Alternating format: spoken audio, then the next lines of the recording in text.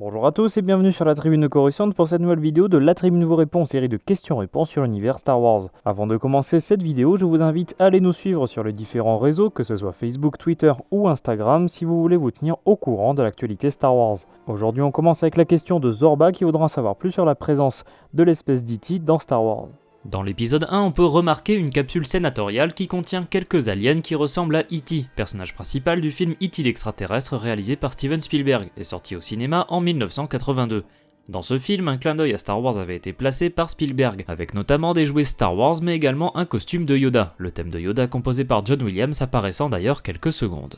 En réponse à ce clin d'œil, George Lucas voulut placer une référence à E.T. dans l'épisode 1, la menace fantôme.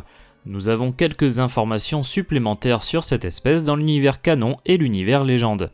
Dans l'univers canon, les Assogiens étaient une espèce représentée au Sénat de la République Galactique par le sénateur Grebleps, lors de l'incident de l'invasion de Naboo, ce sénateur ayant assisté à l'intervention de la reine Amidala qui proposa une mention de censure contre le chancelier Valorum. Nous ne savons pas grand chose à propos des Assogiens, bien qu'il se pourrait qu'un représentant de cette espèce apparaisse dans le second numéro de la mini-série War of the Bounty Hunters, lors de l'enchère organisée par Kira et l'Aube écarlate. Dans l'univers légende, les Assogiens étaient originaires de la planète Brodo-Asogi, située dans le secteur Perrine de la bordure extérieure. Le sénateur Grebleps finança une expédition extragalactique comme présenté sur l'Holonet News. Ce sénateur faisait partie de la délégation des 2000, un groupe de sénateurs qui protestaient contre les actions de Palpatine 19 ans avant la bataille de Yavin, des actions qu'il considérait comme anticonstitutionnelles. Lors de l'instauration de l'Empire, Grebleps et de très nombreux sénateurs furent arrêtés pour conspiration et trahison. Durant la guerre civile galactique, on retrouve un Assogien en la personne de l'informant nommé Braxas, établi sur la planète Solai. Lorsque l'Empire envahit cette planète, Braxas demanda l'aide de Luke Skywalker, comme on peut le lire dans le comics Star Wars numéro 89 sorti en 1984. L'espèce des Assogiens est donc apparue pour la première fois dans l'épisode 1. Le nom de la planète Brodo-Asogi est repris d'un des noms de la planète natale d'E.T., présenté dans un roman qui faisait suite au film.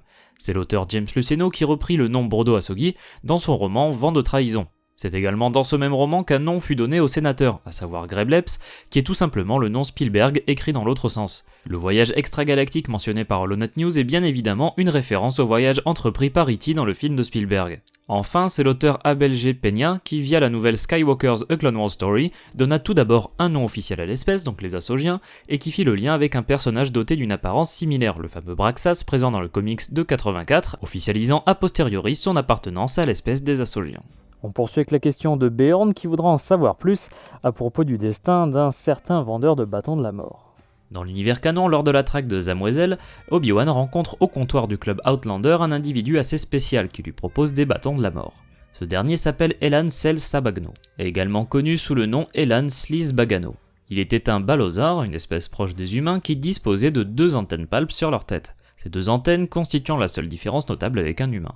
Elan était un Fourgeslite, autrement dit un revendeur de drogue, notamment de bâtons de la mort. Cette substance illicite était hautement addictive et était extraite de la substance nommée l'Ixetal Silona, récupérée dans les champignons Balo de la planète Balozar. Elan Sel Sabagno rencontra donc Obi-Wan Kenobi à l'époque de la crise séparatiste. Kenobi utilisa sur lui une ruse Jedi, lui intimant de rentrer chez lui et de réfléchir à son avenir.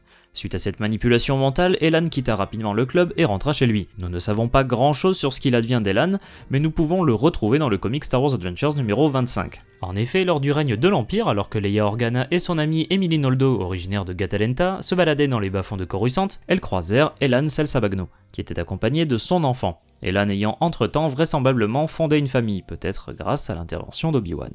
Dans l'univers légende, Elan Sel Sabagno était un étudiant en médecine sur Coruscant. Ce dernier décida de voler le matériel médical de l'université de Coruscant pour le revendre au gangster Hatlo.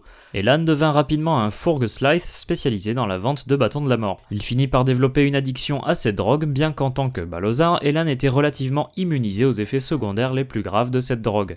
En quelques jours, Elan rencontra 2 personnages importants au club du Barbare. Tentant de vendre des lames faites à base d'ongles de rancor à Jango Fett, comme vu dans le roman jeunesse Jango Fett Bounty Hunter, puis 2 jours plus tard tentant de vendre des bâtons de la mort à Obi-Wan Kenobi. Le Jedi utilisa une ruse mentale pour se débarrasser du Balozar, le renvoyant chez lui pour méditer sur son avenir. Suite à cette rencontre, Elan mit de côté sa carrière de Fourgeslite et réussit à se débarrasser de son addiction au bâton de la mort. Cependant, Elan ne tarda pas à rechuter. 3 années après sa rencontre avec Kenobi, Elan vint en aide à Boba Fett lorsqu'il tenta en vain de tuer Mace Windu sur Coruscant, comme vu dans le roman Boba Fett Pursuit.